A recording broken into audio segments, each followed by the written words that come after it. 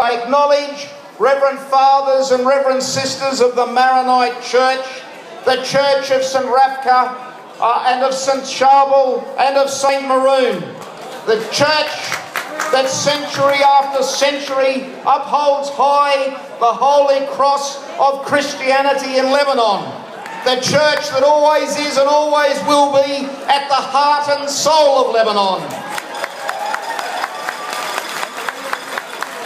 And dear friends, I acknowledge representatives of other political parties who are part of the March 14 Alliance, the Future Movement of Said Hariri and the martyr Rafiq Hariri,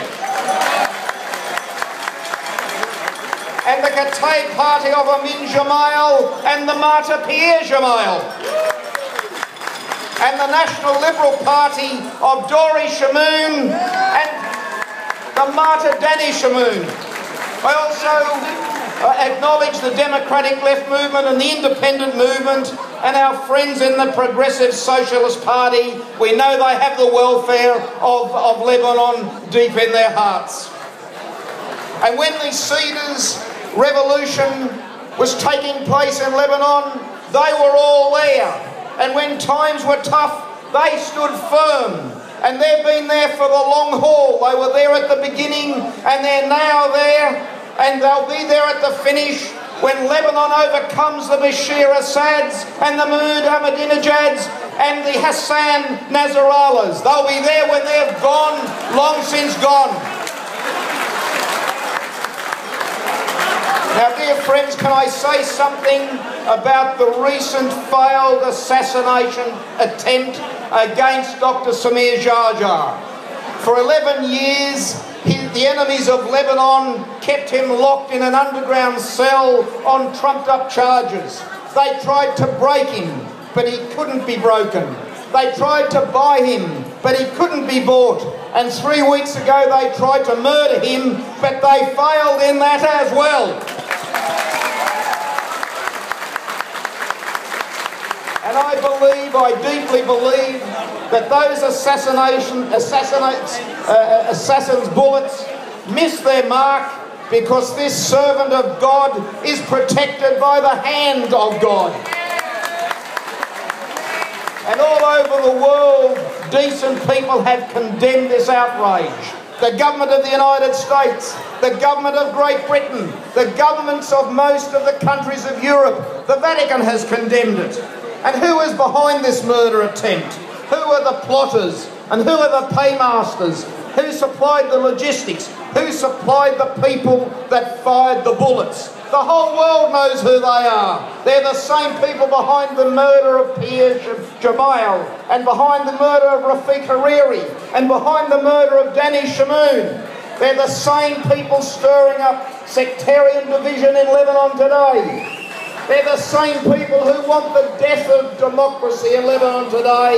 And where are they? They can be found in Damascus, and they can be found in Tehran, and they can be found among the terrorists of Hezbollah.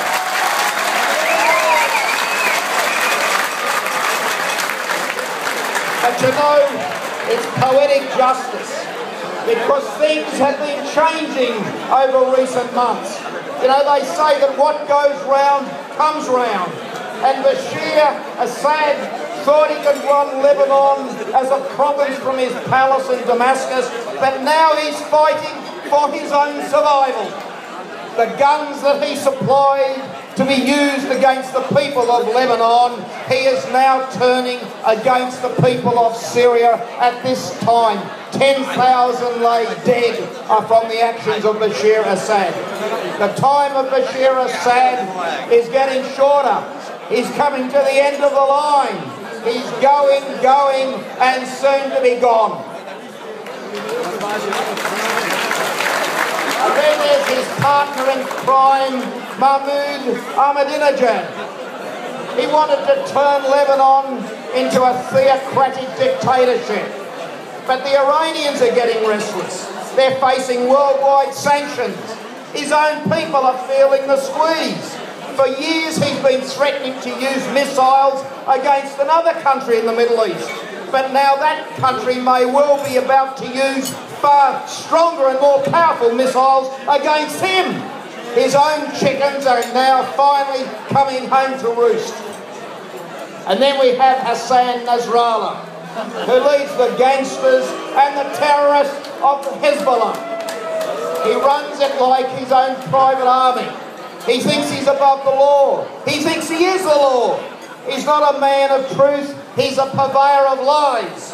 He's not a man for peace. He wants to bring war. And now he's on shaky ground because his masters in Damascus and Tehran, they're on very, very slippery and shaky ground as well. How the mighty are falling. This is not, Hezbollah is not the party of God. It's the enemy of God. It's the enemy of Lebanon. If it had its way, it would be the grave digger of Lebanon. And dear friends, at the bottom of the pack is Michelle Owen. What a pitiful sight that is. Each month his support is getting less and less. Years and years ago he was welcomed back from Paris as a hero of Lebanon, but he's not seen as a hero any longer. When will he see that his alliance with Hezbollah is the pathway to darkness and death for the nation of Lebanon? And then there's the alliance of March 8th, the government. They're falling apart. This menagerie of trouble, this jungle of intrigue. And what do the long-suffering, hard-working, law-abiding, God-fearing people of Lebanon want? What does the Lebanese forces want? What does the March 14 alliance want? What do the free world want? What do over 1,000 and more people gathered here today in the Grand Westella want? Sons and daughters of Lebanon. What do they all want? They want the murderers of Rafik Hariri to be no longer protected by Hezbollah, but handed over to the UN as the United Nations demands. And they want the dismantling of private militias. And they want the Lebanese army alone to control law and order along the borders of Lebanon. They want an end to the interference of Syria and Iran in the internal affairs of Lebanon.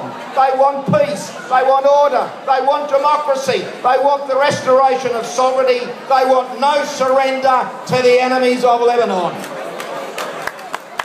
Now Hezbollah and its allies may be determined to run Lebanon as it thinks fit, but the people even more so are determined to ensure that it doesn't continue to run Lebanon as it sees fit. Tonight we thank God for the protection that he gave to Samir Jarjar. We pray to God that he brings peace to Lebanon. We pray to God that he brings defeat and despair to the enemies of Lebanon and the enemies of Lebanese freedom. Long live the Lebanese forces, long live the March 14 Alliance, long live the Zionist Revolution.